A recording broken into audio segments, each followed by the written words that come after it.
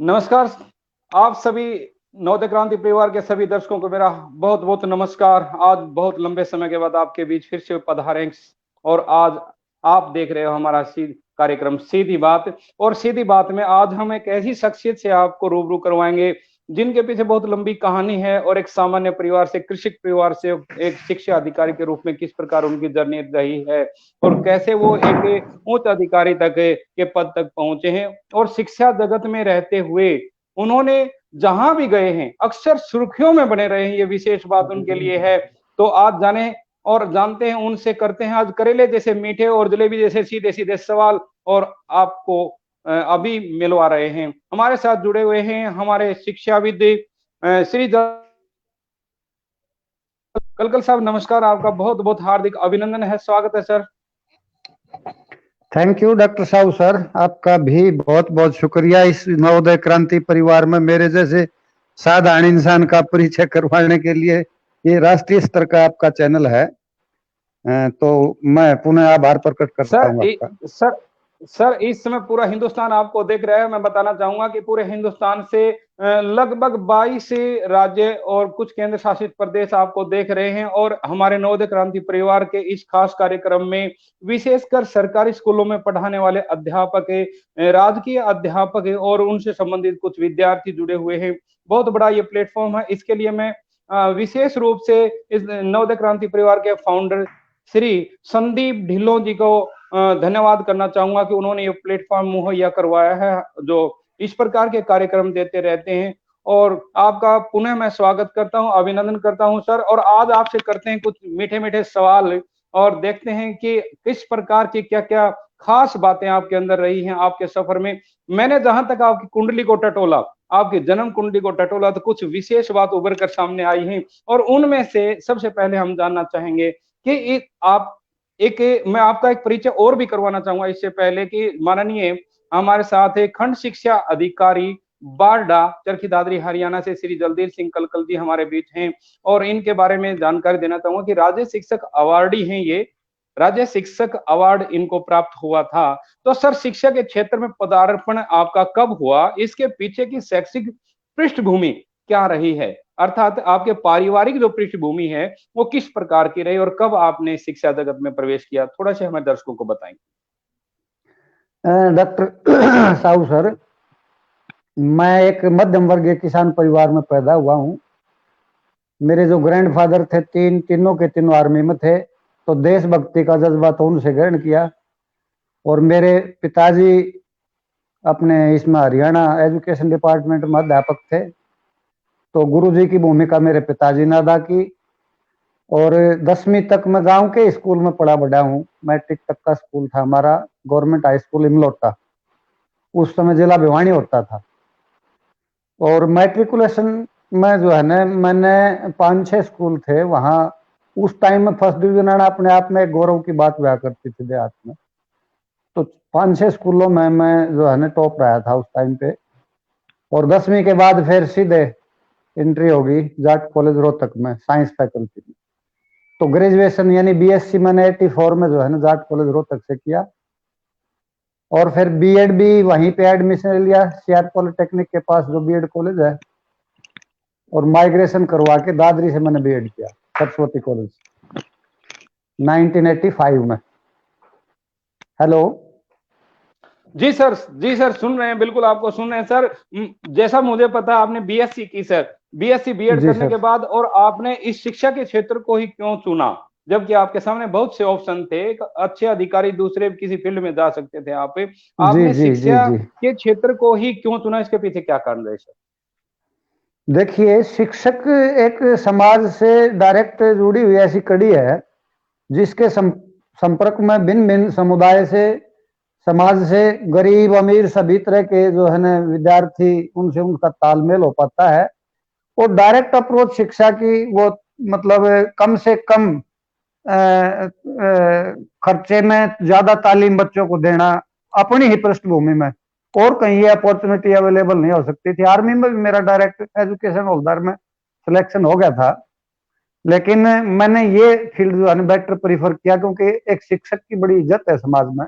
और प्राचीन काल में तो बल्कि जो शिक्षक कोई बात रख देता था तो उसकी बड़ी इंपॉर्टेंस होती थी समाज में। तो एक इज्जत का पद होने के नाते मैंने इस प्रोफेशन को चुना है। और 85 में ही मैंने as a science master middle school Sarangpur से अपना कार्य ग्रहण जो है ना किया इस डिपार्टमेंट में। जी सर, बिल्कुल आपके पिताजी भी हेडमास्टर रहे हैं पहले, और ये भी एक कारण रहा होगा कि आप शिक्षा के क्षेत्र में पहुंचे हैं। और शिक्षा के क्षेत्र में पदार्पण करने के बाद आपने जो काम किया, तो वहां पर आपको एक शिक्षक राज्य शिक्षक अवार्ड के रूप में सम्मानित किया गया था हरियाणा सरकार की ओर से। तो आप इसको किस प्रकार से देखते हैं कि पहले जो शिक्षक अवार्ड दिया जाता था और आज भी, जैसा कि मुझे पता है कि आप स्वयं उस कमेटी में हैं, जो शिक्षक अवार्ड देने वाली जो कमेटी है हरियाणा सरकार की, उसमें आप स्वयं हैं, तो पहले और आज में क्या अंतर आया? देखिए डॉक्टर साहब, 85 से और 2004 में यानी 15 साल के बाद में एज ए गजटेड पोस्ट पे यानी हेडमास्टर पे जो है इस डिपार्टमेंट में सीधी भर्ती से आया रिटन टेस्ट दे के। और 2000 से 2020 तक का जो सफर है, कभी एज ए हेडमास्टर 6 तक, बाद में प्राचार्य। तो स्टेट अवार्ड मिलना अपने आप में अच्छी बात तो है, लेकिन और बहुत सारे टीचर इस उससे वंचित रह जाते हैं। तो इसका मतलब ये नहीं है कि उनमें कोई टैलेंट नहीं है, ये टाइम की और अपॉर्चुनिटी की, अवसर की बात होती है। काफी बड़े बड़े विद्वान साथी हैं, पीएचडी शरीक है, एमफिल पीएचडी, लेकिन किसी न किसी कारणवश या तो इस फील्ड में वो उतरना नहीं चाहते, या भाई उनको ये टारगेट अचीव नहीं हो पाता, कारण चाहे जो भी रहा हो। तो शिक्षा के क्षेत्र में सन 2006 5-6 से मैंने ट्राई किया स्टेट अवार्ड के लिए, और मुझे प्रेरणा मिली जी मिडिल स्कूल में जहां मैंने ज्वाइन किया था, वहां एक तुलसीराम यादव जेबीटी अध्यापक हुआ करते थे। तो वहां अपग्रेड हुआ था स्कूल, 6ठी क्लास ही थी, मैंने एक्स्ट्रा क्लासेस बच्चों की लेनी शुरू कर दी। तो 15-15 20-20 स्कॉलरशिप आने लगी। तो मास्टर जी को भी थोड़ा सा वो हो गया कि भाई मेरे तो रिजल्ट्स भी बड़ी आ गए, और फील्ड में उन्होंने एक्टिविटी कर ली अपनी। और डॉक्टर मामन चंद शर्मा जो हमारे हेडमास्टर थे, जो बीओ से रिटायर हुए, उन्होंने भी सीधा डायरेक्ट जो है ना राष्ट्रीय सत्र का अवार्ड जो है ना एजुकेशन में प्राप्त किया। स्टेट तो नहीं मिला उनको, सीधा डायरेक्ट नेशनल अवार्ड अचीव किया। और डॉक्टर साहब जब जाते थे कई बार, मैं कहा जी आज कहाँ जा रहे हो? बोला जी रेडियो स्टेशन पर मेरी वार्ता है। तो हम सोचा करते थे कभी आपको भी ये बातें जो है ना प्लेटफॉर्म उपलब्ध होगा इन बातों के लिए। तो भगवान की ऐसी कृपा दृष्टि रही कि हमने निष्ठा और ईमानदारी से अपने कर्तव्य पर आगे बढ़ते रहे। और 15 साल की सर्विस होने के बाद जो ही हमें इस पद के लिए जो है ना अपॉर्चुनिटी मिली, इस अवार्ड के लिए हमने अप्लाई किया। लेकिन ऐसा नहीं है कि पहली दफा ही हमें कामयाबी मिल गई हो। सर, तीसरे चांस में जो है जाके बीच में रोकना चाहूंगा कि आजकल जो शिक्षा अवार्ड देने की बात है, बहुत जगह सुनने को आया है कि सीधी कहीं ना कहीं कोई सेटिंग होती है। कहीं आपकी तो सेटिंग नहीं रही है सर? डॉक्टर साहब मेरी सेटिंग थी, मेरा काम, क्योंकि उसमें अब तो देखो बार बार में परफॉर्मा बदलता रहता है। तो शुरू में मेरी जो कमी रही उसमें आया पब्लिकेशन, यानी साहित्य में मेरा कोई लेख नहीं था। मैंने प्रेरणा लेके 80 जो है ना कविताएं समाज के ऊपर, शिक्षा के ऊपर, देशभक्ति, भिन्न भिन्न उसमें विषय थे, 80 कविताओं का संग्रह, कब तक भरून की पुकार नामक एक मैंने काव्य संग्रह लिखा। सेकंड टाइम जब अप्लाई किया उस टाइम पे कहने लगे कि भाई आपकी तो मोरनी या आप एक अच्छे शिक्षाविद के साथ साथ एक प्रशासक होते हुए भी एक अच्छा कवि माने, फिर इसका मतलब आपको कवि भी हैं आप साथ साथ है। तो ये बहुत बड़ी बात है कि आप एक अच्छे शिक्षाविद के साथ साथ एक अच्छे कवि भी रहे हैं सर। और जहां तक मुझे पता है समाज में दोनों बातें हुई। एक तो मेरी रिक्वायरमेंट जरूरी थी, भाई इस फील्ड में उतरना जरूरी है। मैं टच में था, मेरे गांव के हैं महेंद्र सिंह बलोटिया, मेरे अंकल जी हैं। और मैं जहां जहां जिस स्कूल में भी रहा हूं, मैंने राष्ट्र मतलब वार्षिकोत्सव जरूर पूरा किया है अपने स्कूल का, विद्यार्थियों का, तो प्राइज डिस्ट्रीब्यूशन हो या कुछ भी हो। और डीओ एसडीओ सरीखे हस्तियां जो है शिक्षा मंत्री तक मैंने जो है बुलाए अपने स्कूलों में।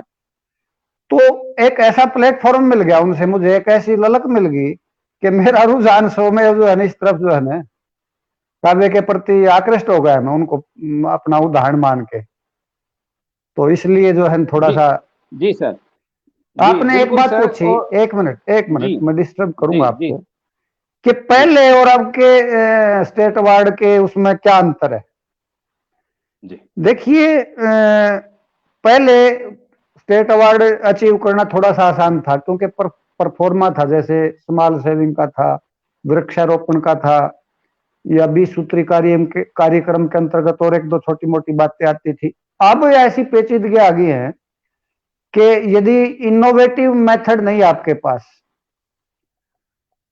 तो आप अचीव नहीं कर पाएंगे किसी भी उसको, क्योंकि टेक्निक भी देखी जाती है पढ़ाई की। जैसे कोरोना काल में देखो, अब की बार उन्होंने किया है ऑनलाइन, और ऑनलाइन में कई अध्यापक योग्य होते हुए भी लिंक नहीं छोड़ पाए इस पे, गूगल पे, और उनका वो खुल नहीं पाया, उनके अंक नहीं लग पाए, वंचित रह गए। हमारे मन में भी पीड़ा है उनके प्रति, चाहते हुए भी उनको अंक नहीं दे पाए हम, क्योंकि शो नहीं कर रहा था उनका वो लिंक, खुल नहीं हाँ, रहा था। लिंक शो ना करने की वजह से पहले और अब में मैं ये मानूं कि आज आईसीटी का प्रयोग सबसे ज्यादा हो रहा है। और जैसे जो हम पढ़ाते थे पहले, केवल और केवल पढ़ाई के बलबूते पर जो है अंक दिए जाते थे, एक्स्ट्रा एक्टिविटीज, अब एक्स्ट्रा एक्टिविटीज में आईसीटी का प्रयोग आवश्यक कर दिया है। ऑनलाइन शिक्षण को बेहतर बनाने के लिए शायद ऐसा ही होगा पहले और अब में अंतर। एक बात और जोड़ना और चाहूंगा मैं।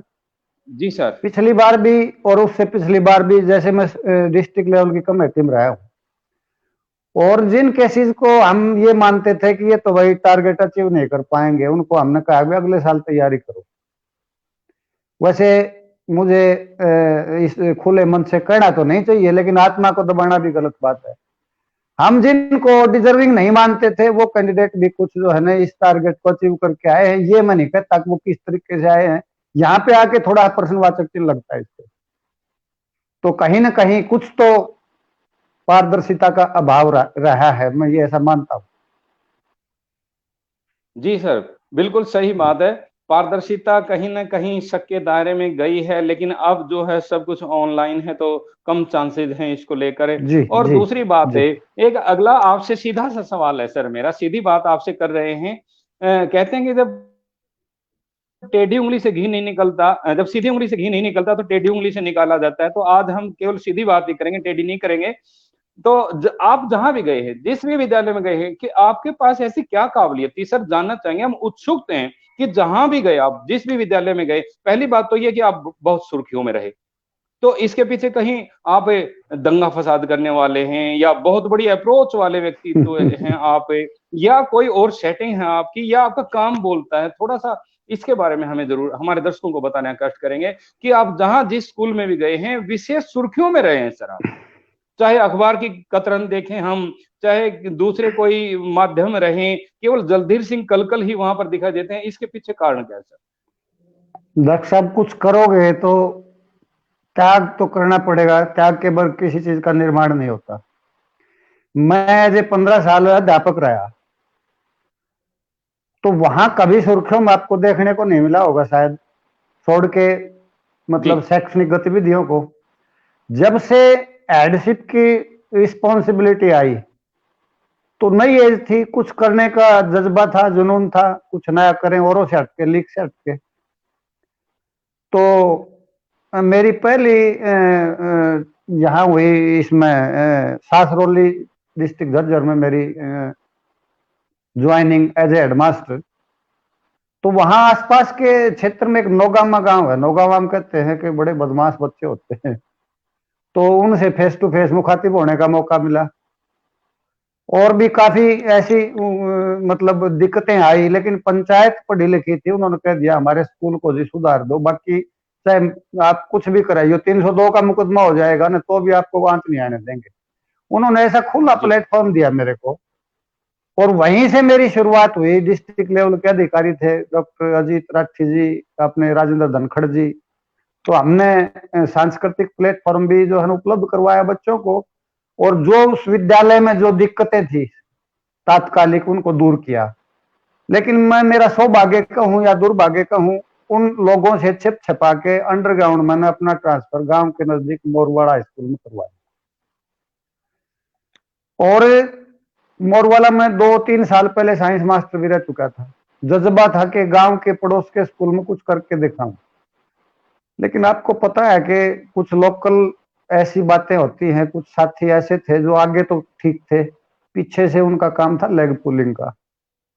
वहां पे आके मुझे दिक्कतों का सामना भी करना पड़ा। हालांकि रिजल्ट्स मेरे जो है ना 100% रहे। बालक मंडली कार्यक्रम वगैरह करवाए संपूर्ण भाई को बुला के स्कूल में, रोहतक आकाशवाणी स्टेशन से। खेलों में भी काफी एक्टिविटी की। लेकिन गांव स्कूल के सामने कुछ कुर्डियां या ऐसी कुछ ऐसी ऑब्स्टेकल थी जिनको हटाना जरूरी था। तो मैंने जो है ना गांव वालों से मिलजुल के कुछ एक को तो हटवा दिया, कुछ एक लोग रिजिड थे, वो हटाने पे जो है ना मना कर गए।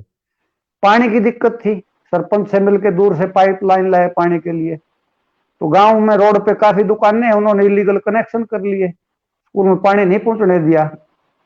अच्छा, इस तरह की जो समस्याएं आई, दो बातें आई, मैंने उसकी वजह से जो है ना। मैंने उनके जी। नोटिस कटवा दिए डिपार्टमेंटली। जब पंचायत से बात सॉल्व नहीं हुई ना, पंचायत का भी डबल रोल था। मेरे सामने तो हम आपके साथ हैं, और पीछे से बोला भाई वोट तो ले रखी है थारी, हेडमास्टर के रहा हम तो थारे साथ साथ। तो जब जहां डबल गेम वहां हो जाता है ना, वहां दिक्कतें आती हैं।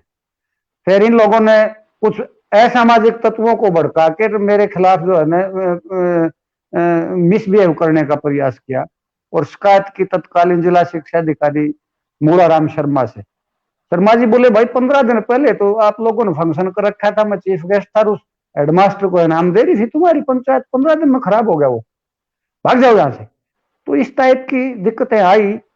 फिर मैंने मुनासिब नहीं समझा उस स्कूल में रहना, और मैं ढाणी फोगाट जो है ना हाई स्कूल में मैंने अपना तबादला म्यूचुअल बलबीर नेहरा जी से करवा लिया। और वहां देखो नेहरा जी ने यह कह रखा था कि मैं एक बच्चा यदि मेरिट लेकर आएगा तो एक साइकिल इनाम में दूंगा। खूब मेहनत की बेचारे ने, लेकिन उस टारगेट को अचीव नहीं कर पाए। और मेरा सौभाग्य ला लो या टीम वर्क ला लो, अगले ही साल 1 साल के बाद में 20 मेरिट जो है ना आई। 20 मेरिट आना अपने आप में बहुत बड़ी बात थी उन सर दिनों में। सर तो बिल्कुल साथी बिल्कुल हंसने सही लगे। बात है।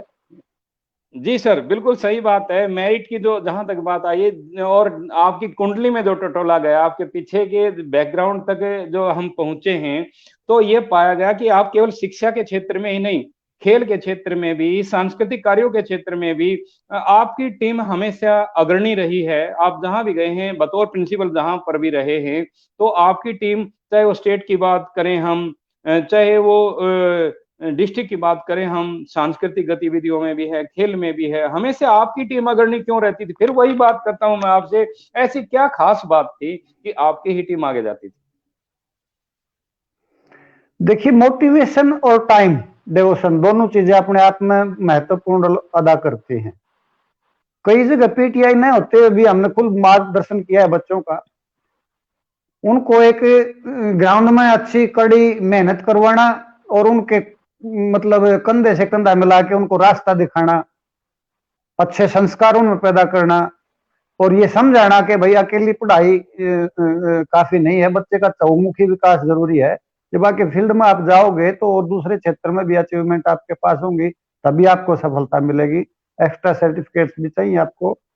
तो देहात की पृष्ठभूमि है, तो आपको पता है कि खिलाड़ी तो मिट्टी में ही, हमारी कण कण में ही पैदा होते हैं हरियाणा में। तो ढाणी फोगाट में अंडर 14 और अंडर 17 फुटबॉल की दोनों टीमें दोनों बार लगातार स्टेट लेवल तक पहुंची, और उनमें से कुछ सर खिलाड़ी राष्ट्रीय बिल्कुल। स्तर पर उनका चयन हुआ। जी जी, राष्ट्रीय स्तर पर हुआ था। एक बार आप किसी विद्यालय में बतौर प्रिंसिपल थे, वहां की टीम का मैंने सुनने में आया है कि 50 से ऊपर, लगभग 57 विद्यार्थी आपके अकेले आपके स्कूल के स्टेट की टीम में पहुंचे थे, खिलाड़ी। क्या ये सत्य बात है सर? ये G++ रानीला का वाकया है। 57 भी थे, फिर पिछली बार 53-54 भी थे, 45-46 के करीब थे, 4.25 साल के करीब रहा हूं मैं वहां पे।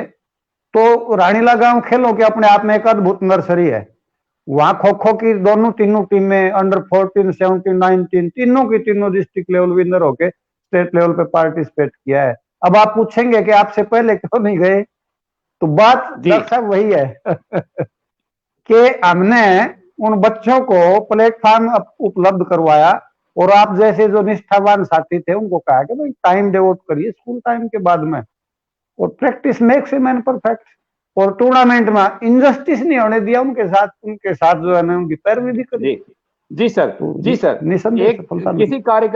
किसी कार्यक्रम की बात करूं, जिला स्तर पर एक कार्यक्रम में आपके बारे में सुनने में आया था कि जल्दीप सिंह कलकल जी यहाँ पर आए हुए हैं, उनकी टीम यहाँ पर आई है, निश्चित तौर पर उनकी टीम जीतेगी यहाँ पर। तो लोगों में ये भ्रांति समझें या इतना उनके अंदर ये था कि पूर्णतः विश्वास था कि इनकी टीम है तो निश्चित तौर पर यहाँ से विजयी होगी, तो इसके पीछे क्या कारण रहा सर?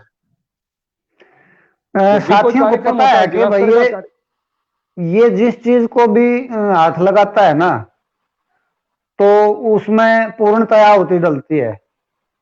और मतलब यदि टीम आई है तो कुछ न कुछ तो मिलेगा ही। तो हम कच्ची तैयारी करके नहीं जाते थे, चाहे वो स्पोर्ट्स जी का क्षेत्र बिल्कुल। वो, चाहे कल्चरल एक्टिविटीज का वो। मतलब एक बच्चों को अच्छी तरह से उनकी नींव रिहर्सल करके अच्छे तरीके से तैयारी करके जाते थे। जरूरी नहीं कि हर बार आपको सफलता ही मिले, लेकिन ज्यादातर जो है ना, जो हमारी मेहनत कभी निष्फल नहीं गई। जैसे स्टेट लेवल में वर्तनी वगैरह थी हिंदी अंग्रेजी की, हमारे बच्चे, वो तो इंडिविजुअल की कर प्रतिभा भी हो सकती है बच्चे की, लेकिन पढ़ाई के साथ साथ खेल भी होना, सांस्कृतिक गतिविधियां भी होना। जैसे ये मॉडल वगैरह आते थे, साइंस वगैरह के एग्जीबिशन होते थे, या स्किट वगैरह, तो आपने भी तैयार करवाई थी एक दो बार, काफी अच्छे तरीके से लीड किया था बच्चों को। मैं कैसे भूल सकता हूँ आपके योगदान को। तो अकेला हेड कुछ नहीं कर सकता, टीम में दो चार आप जैसे युवा और कर्मठ साथी हो ना, जिनमें टैलेंट हो, वो निखार ले जाते हैं, वो भव सागर को पार कर जाते जी, आपके अंदर ये पारखी नजर होती है कि आप परख लेते हो कि कौन अध्यापक साथी कितना कर सकता है और उसकी ड्यूटी लगाते हैं और जैसा आप चाहते हैं उस पर वो खरे उतरने का भी प्रयास करते हैं। सर, एक बात और आपसे जानना चाहेंगे हम कि आप जहां एज ए प्रिंसिपल जहां पर भी रहे हैं, तो इसके पीछे क्या कारण था कि आपके ही विद्यालय में खंड स्तर की प्रतियोगिताएं होती थी? क्या आपकी बहुत बड़ी पहुंच थी सर उस समय, या आपके ऊपर अधिकारी लोग इतना विश्वास करते थे कि वहां पर यदि कोई कंपटीशन करवाया जाता है तो बिल्कुल सही रहेगा? तो इसके पीछे क्या कारण रहे सर? जैसे कि आप पहले किसी स्कूल में थे, वहां ब्लॉक स्तर का कोई कार्यक्रम है तो पूरे शहर को छोड़कर, मैं कहूंगा कि किसी ब्लॉक को या डिस्ट्रिक्ट को वहां से छोड़कर, और आपके ग्रामीण अंचल में किसी स्कूल विशेष में कार्यक्रम करवाया जाता है, फिर आप दूसरे स्कूल में शिफ्ट हो जाते हो, ट्रांसफर हो जाता है, तब वो सांस्कृतिक कार्यक्रम जो खंड स्तर का था वो उस विद्यालय में करवाया जाता है। इसके पीछे क्या खासियत रही सर? डॉक्टर साहब, दो बातें हैं। एक तो मैंने पहले बताया आपको कि स्कूल टाइम के बाद में एक्स्ट्रा टाइम डिवोट करना। कई आदमी तो प्रोफेशनल होते हैं कि 8 से 2:30 बस 2 बजते घड़ी का नहीं देखने लग जाए, लेकिन हम उनमें से नहीं थे। दूसरा, कुछ पॉकेट भी डिली करनी पड़ती है इन एक्टिविटीज के लिए। जैसे स्पोर्ट्स है, बच्चों को दूध भी चाहिए, फ्रूट्स भी चाहिए, फल वगैरह, तो हम प्रोवाइड करवाते थे आप जैसे साथियों के, और अपनी मेहनत से गांव वालों से मदद लेके। क्योंकि स्कूल में तो इतने फंड अवेलेबल होते नहीं, हर चीज हम वहां एडजस्ट कर पाए। इसी तरह जब कल्चरल एक्टिविटीज थी, जैसे कोई सॉन्ग है, डांस है, ड्रेसेस वगैरह भी आएंगी, और दूसरे इक्विपमेंट हैं, जैसे कोई हारमोनियम वाला है और कुछ है, तो पे तो करना पड़ता है उनको। तो दूसरी बात यह है कि हमने कभी जो है ना खर्चे की तरफ नहीं देखा, पैसे तो लगेंगे भाई। और दूसरी बात थी कि अधिकारियों को यह भरोसा था कि भाई जहां भी जाएगा पारदर्शिता से, जो भी कोई ग्रांट मिलेगी उसका सदुपयोग भी होगा, पारदर्शिता से काम होगा, इनजस्टिस नहीं होगा किसी टीम के साथ। भेदभाव भी बरत लेते हैं ना भाई भतीजावाद एक आध बार। तो मेरा ये रहा है कि भाई मेरे स्कूल में यदि कोई फंक्शन हो रहा है ना, तो हमें तो दर्शक दीर्घ बैठना चाहिए, जज की भूमिका दूसरे अदा करेंगे, और ट्रांसपेरेंट तरीके से। हो सकता है कुछ एक को, सब तो भगवान से भी खुश नहीं होते ना, लेकिन जी सर। प्रयास यही किया है कि न्याय मिले बच्चों को। और जी सर, टूर्नामेंट एक के बाद में उनको मोटिवेशनल इनाम वगैरह भी हमने देने का प्रयास किया हर बार अपने पॉकेट से, आप देखोगे जी समाज के बिल्कुल सहयोग। बिल्कुल। जी बिल्कुल, इसी कारण जो है ना आपके ही क्षेत्र में इस प्रकार के कार्यक्रम रहे हैं। और शिक्षा के साथ साथ है ग्रामीण अंचल की मैं बात करूं या शहरी करूं कि समाज सेवा में भी आप तल्लीन रहते हैं कहीं ना कहीं। तो इस बारे में भी थोड़ा सा आप चंद शब्दों में हमें बताने का, हमारे दर्शकों को बताने का कष्ट करेंगे सर कि समाज सेवा में विशेष रूप से आप कहाँ-कहाँ किस प्रकार का योगदान करते रहते हैं? क्योंकि पीछे मैंने सुना है कि आपने बहुत अधिक वृक्षारोपण करवाया था, फिर किसी गौशाला की बात आई थी।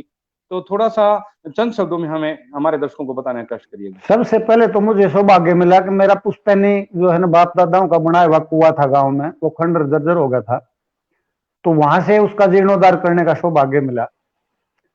उसके बाद में मैं जिस कॉलोनी में अब रहता हूँ, दादरी में, चरखी दादरी प्रेम नगर में, यहाँ कम्युनिटी सेंटर नहीं था सर। तो लोगों से कुछ चंदा वगैरह एकत्रित किया, बात नहीं बनी।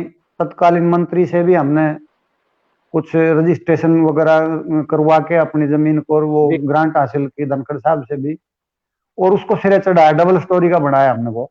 उसके बाद में वैसे तो गौशाला वगैरह में शुरू से ही दान दक्षिणा की हमारी हिंदू प्रवृत्ति रही है, लेकिन मैं बिल्कुल डायरेक्ट एक आपके पड़ोस में है कमौद गौशाला में जुड़ गया था। लाखों रुपए वहां भी इन्वेस्ट किए, लाखों रुपए यहाँ मैं बता रहा हूँ कम्युनिटी सेंटर में दिए जेब से।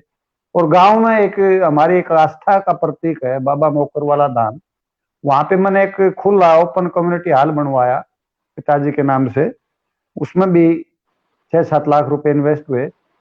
तो परमात्मा है देने वाला, और जब आप दान यदि देते हो ना, तो दुगुना जो है ना परमात्मा चौं दिशाओं से अपने आप आपके भंडार भरता रहता है। इसी तरह जिस कॉलोनी में मैं रहता हूँ, वहां शुरू में गलियां कच्ची थी, तो कार सेवा के माध्यम से हमने नालियां नूलियां बढ़वा के काफी दूर तक उसको कीचड़ वगैरह को साफ किया। तो कहने का भाव मेरा ये है, चाहे आप जिस लोकेलिटी में रहते हो वहां पे मंदिर हो, धर्मशाला हो, गौशाला हो, स्कूल हो, स्कूलों में भी मैं जहां जहां रहा हूँ 50-50, 60-60 लाख के काम करवाए हैं। और कोई तो कहता है कि भाई मैंने इतने बचा लिए, मैं तो ये कहता हूँ कि भाई 50-60 हजार, 20-30-10 जो भी है, मैं अपनी पॉकेट से इन्वेस्ट किया है, और दिल को बड़ी सुखद अनुभूति होती है यदि ऐसा आप करते हो।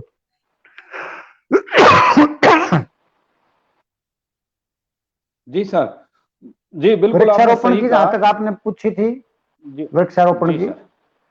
तो जिस संस्था में मैं रहा हूँ, सेलंगा में भी, झाड़ली में भी, रानीला में भी, और आपके झिंझर में भी वृक्षारोपण भी किया, और साथ साथ जो है ना ग्रासी ग्राउंड के पार्क और फूलदार पेड़ पौधे भी विकसित किए, ताकि पढ़ाई का जी माहौल सर। अनुकूल जी बने। सर। कल साहब आपको बीच में रोकना चाहूंगा कि ये अभी बहुत एक कष्टदायक पीरियड हमारा बीत रहा है इस समय, कोरोना काल जिसको हम कहते हैं। और इस कोरोना काल में बच्चे घर पर बैठे हैं, अध्यापक है वो काफी विचलित हैं, कभी ऑनलाइन में आ जाते, कभी स्कूल में जाते हैं, ऑफलाइन के माध्यम से पढ़ाई करवाते हैं। आप इस समय को, इस कोरोना काल को किस वे में देखते हैं? क्या इससे हमारे अध्यापकों को या कुछ विद्यार्थियों को कुछ लाभ मिल पा रहा है या नहीं मिल पा रहा है? आप एक शिक्षाविद होने के नाते, एक प्रशासक अधिकारी भी हैं, तो उस मायने में आप क्या कुछ कहना चाहेंगे इस बारे में, कोरोना काल के विषय में? देखो डॉक्टर साहब, सबसे पहली बात तो ये है कि जो गाइडलाइन है WHO की भी हैं, हमारे हेल्थ मिनिस्ट्री की भी हैं, शिक्षा विभाग की भी हैं, कि उनको मद्देनजर रखते हुए हमें सबसे पहले तो अपने आप को बचाना है, चाहे टीचर हो चाहे विद्यार्थी हो। वैसे हमारे देहात में इसका प्रकोप इतना ज्यादा नहीं है कोरोना का, फिर भी सेफ्टी सेव, तो 2 गज की दूरी भी, मास्क भी, सैनिटाइजेशन भी, इसके साथ साथ अध्यापकों के लिए एक ऐसी अपॉर्चुनिटी मिली अब, क्योंकि कुछ वक्त खाली मिला है उनको। तो मैंने अपने ब्लॉक की बताता हूं, जैसे जो परफेक्ट टीचर हैं आप अपने विषयों के, उनको बुला के उन सब्जेक्ट वाइज मैंने उनसे वो बनवाई है CD बच्चों के लिए, और व्हाट्सएप ग्रुप पे BRP और ABRC के माध्यम से बच्चों के डिलीवरी की है उनके व्हाट्सएप ग्रुप पे। काफी उसकी प्रशंसा भी हुई है। हमारे CM जी साहब ने और DO सर ने भी बार बार ये मोटिवेट किया हमारे को कि भाई इस काल में आप बच्चों को कैसे इफेक्टिव तरीके से शिक्षा दे पाते हैं। तो अवसर ऐप के ऊपर तो उनकी जो है ना एक्टिविटी चेक करी, और जो आपकी सॉरी अवसर ऐप पे ये आपका ये क्या है, शनिवार इतवार को क्या होता है, क्विज क्विज क्विज होता है सर। मैंने मैंने जब ज्वाइन किया बारडा ब्लॉक में, तो 15% के करीब हमारा रिजल्ट था, और आज हमें टॉपर की भूमिका में है, यानी 75 के करीब हमने जो है ना इस गोल को अचीव कर लिया है। तो वही स्टाफ बहुत था, ही वही बच्चे थे। बात मोटिवेशन की है सारी। फील्ड में विजिट जी किया, सर। बार बार उनकी वर्कशॉप आयोजित करी। तो मेरा आग्रह यही रहेगा अध्यापकों से, इस कोरोना काल में वो अपने व्हाट्सएप के माध्यम से, ये नहीं पहले बड़ा टाइम गया जी तू पढ़ और मैं पढ़, एक बच्चा खड़ा कर दिया और वो हिस्ट्री के पढ़ाने लग गया। टीचर कोई भी हो, एक तो ब्लैक बोर्ड और चौक का यूज करना चाहिए, एवीएड्स का प्रयोग करना चाहिए। आईसीटी के साथ इनोवेटिव तरीके से आप पढ़ाओगे ना तो इतना कर पाओगे, क्योंकि बहुत टफ कंपटीशन आज के युग में। मात्र पास जी परसेंटेज जी, प्राप्त बिल्कुल करने सही से कहा। बात नहीं बनेगी। आज वो समय नहीं है केवल पढ़ने मात्र से रटिफिकेशन पर काम नहीं चलेगा, जैसे बिल्कुल बताया आपने।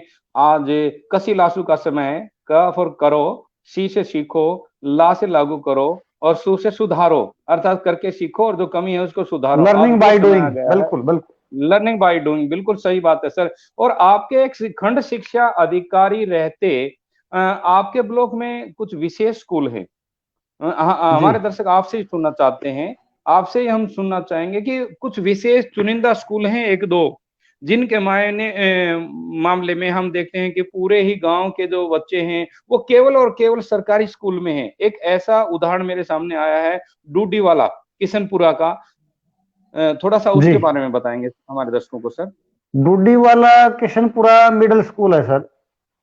और वहां एक लोकल बॉडी बनाई है गांव वालों ने, शिक्षा समिति टाइप की। और उन्होंने फैसला किया कि हम सभी बच्चे जो गांव के बाहर हैं, जो प्रतिभा का पलायन हो रहा है, हमारे गुरुजनों पर गवर्नमेंट सेक्टर में विश्वास करें। हम पढ़े लिखे टीचर हैं सारे, और अपने बच्चों को जो जहां कहीं भी थे, 77 बच्चे थे मात्र स्कूल में, और 206 206 बच्चे उन्होंने इस सेशन में प्राइमरी में जो है ना दाखिला करवाया है।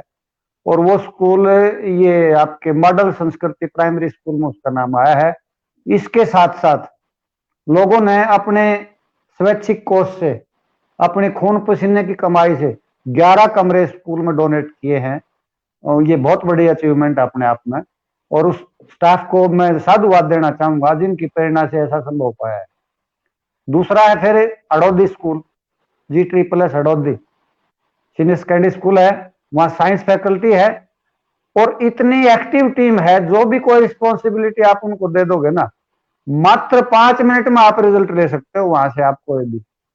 तो 13 क्लस्टर हैं हमारे बारडा ब्लॉक में। तो 6-7 क्लस्टर तो ऐसे टॉप के हैं सर, उनमें हमें किसी प्रकार की कोई दिक्कत कभी नहीं आई। उनमें हड़ौदी एक है। तो साइंस फैकल्टी होने के साथ साथ वहां भी उन्होंने भी बच्चों की संख्या में जी इजाफा सर, किया, बीच में 50 के रोकना करीब चाहूंगा बच्चे बढ़ाए। अभी। सर बीच में रोकना चाहूंगा, श्री संदीप ढिल्लों जी ने अभी अभी हमें एक मैसेज दिया कि डूडीवाला नवोदय क्रांति नेशनल मोटिवेटर आदरणीय हरिओम जांगड़ा जी विशेष रूप से अपना लगातार योगदान देते आ रहे हैं, और वो बिल्कुल। हमारे इस नवोदय क्रांति परिवार के एक सदस्य हैं सर। और यहाँ पर भी अक्सर वो साथ बने रहते हैं। तो ये विशेष रूप से बधाई के पात्र हैं जिन्होंने इतना कुछ कर दिखाया है। जी सर। हरिओम जांगड़ा खुद एक अध्यापक हैं, और गांव में उनकी पकड़ है, पहचान है, उनमें जज्बा है काम करने का। उन्होंने नौजवानों की एक टीम को गठित करके उनको मोटिवेट किया है, उनकी एनर्जी का सकारात्मक उपयोग किया है गांव के लिए। तो मैं उनसे मुखातिब हुआ हूं। और पिछले दिनों जब स्कूल का नामकरण हो रहा था तो आदरणीय सांगवान साहब एमएलए साहब थे, तो वही मन संचालन कर रहे थे। काफी अच्छा लगा उनको देख के मुझे। जी, मैं बीच में आमंत्रित करना चाहता हूं संदीप ढिल्लों जी को। अ, उनको मंच पर आमंत्रित करना चाहता हूं संदीप ढिल्लों जी को, कि वो भी अपनी बात रखेंगे। उससे पहले हम थोड़ी सी चर्चा करते हैं सर, आगे चलते हैं। बहुत कम समय हमारे पास, और कम से कम समय में आपसे से ज्यादा जानने के इच्छुक हैं कि अब आपकी क्या प्लान है सर। आप अपने ब्लॉक में जो अध्यापक कार्य कर रहे हैं इस कोरोना काल में, हमने भी बहुत काम किया, नवोदय क्रांति परिवार ने भी इस दौरान। ऑनलाइन शिक्षण हमारा चलता रहा कंटिन्यू। जो क्विज हैं हमने भी एक मंच अपिस्टो नाम से एक अलग से बनाया है, जिसमें सब कुछ आदरणीय रोहतास जी के द्वारा तैयार किया गया है। किसी भी ऐप की जरूरत नहीं है। और कभी आपसे मुखातिब होंगे तो जरूर उनके विषय में बताएंगे आपको। तो इस दौरान आप हमारे शिक्षकों को क्या संदेश देना चाहेंगे, और क्या कुछ नया कुछ करने की जरूरत है। देखिए डॉक्टर साहब, करने वाले के लिए तो काम बहुत होते हैं। जब नाम ही इनोवेशन का आ गया, तो भिन्न भिन्न तरह की ऐप हैं। डायरेक्ट अप्रोच तो बच्चों से हो नहीं सकती, घर पे जाके तो संभव बात नहीं है, न वो इस पीरियड में 15-20 दिन जो भी ये टाइम है वो आ भी नहीं सकते हमारे पास। तो वही मेथड है, अपने सोशल मीडिया के माध्यम से ही हम उनको कोई जानकारी उपलब्ध करवा सकते हैं, या तो आप जैसा जो मंच प्रोवाइड आपने एक रखा है, रेपुटेड ग्रुप है, इसके माध्यम से हो, या भाई कोई उनकी सीडी अवेलेबल हो, या फिर जो आपका डीटीएच वगैरह है, गांव में लाइट की या बड़ी प्रॉब्लम रहती है सभी घरों में, वो भी अवेलेबल नहीं होता। तो जिसके पास जो जो भी अवेलेबल तरीके हैं, उन गरीब बच्चों की, मैं तो ये कहूंगा कि शिक्षक ही उनका पिता है, शिक्षक ही उनका मार्ग निर्देशक है, शिक्षक ही उनका सब कुछ है। मैं तो यही कहना चाहूंगा उन अध्यापकों को, इस कोरोना काल में जो टाइम उनके पास स्पेयर है ना, उससे जो है ना उन बच्चों की जैसे तैसे भी जो है ना हेल्प करनी चाहिए, ताकि जिंदगी में, मैं सर 8वीं में था तो एक हरियाणा लेवल का ऐसे कंपटीशन हुआ था हिंदी का। श्याम सुंदर चाबा मेरे गुरुजी थे, उन्होंने कहा था कलम दवात से वो लिखना होता था, वो रात में पूरी में मैंने लिखा, और वो अगले दिन हेडमास्टर साहब प्रेमचंद धीर लेके गए चंडीगढ़, और एच.एस. बराड़ हमारे गवर्नर थे सर, वो 2nd पोजीशन प्राप्त हुई थी उस टाइम पे। इनाम के तो थे मात्र 45 रुपीज ही, और वहां बुलाया था चंडीगढ़, पिताजी नहीं ले गए, नहीं बोला भाई किराया लगेगा 100 रुपये, मिलेंगे 45 रुपये। मजाक की भी बातें। तो मेरा कहने का भाव यह है कि गुरु बहुत बड़ी चीज है अपने आप में, और गुरु के बगैर वह तृणी पार कभी होती नहीं।